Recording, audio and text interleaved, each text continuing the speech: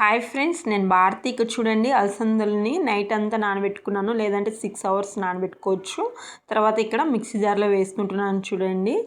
ఇందులోనే రుచికి తగినంత ఉప్పు, అలాగే ఒక 4 దాకా పచ్చిమిర్చి వేసేసుకొని ఇలా మిక్స్ పట్టుకున్నాను. ఇలా మిక్స్ పట్టిన తర్వాత ఒక బౌల్లో వేసేసుకున్నాను. ఇందులో చిన్న కట్ చేసిన కొత్తిమీర, కరివేపాకు, ఆనియన్స్ అన్నిటిని మరీ మెత్తగా కాకుండా ఇలా పట్టేసుకొని ఇప్పుడు ఇలా చేత్తోనే వేసేసుకుంటున్నాను చూడండి. అలసంద వడల్ని ఇలా వేసుకున్న తర్వాత స్టవ్ని మీడియం ఫ్లేమ్లో పెట్టుకొని ఫ్రై చేసుకోవాలి.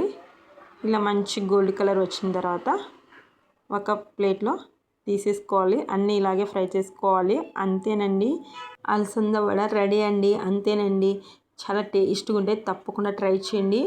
ఈ వడలండి చికెన్ కర్రీతో తింటే ఇంకా టేస్ట్ సూపర్ ఉంటుంది. తప్పకుండా ట్రై చేయండి. మీకు కూడా ఈ వీడియోగా నచ్చినట్లయితే ఒక చిన్న లైక్ చేసి షేర్ చేయండి, అలాగే సబ్స్క్రైబ్ చేసుకోండి.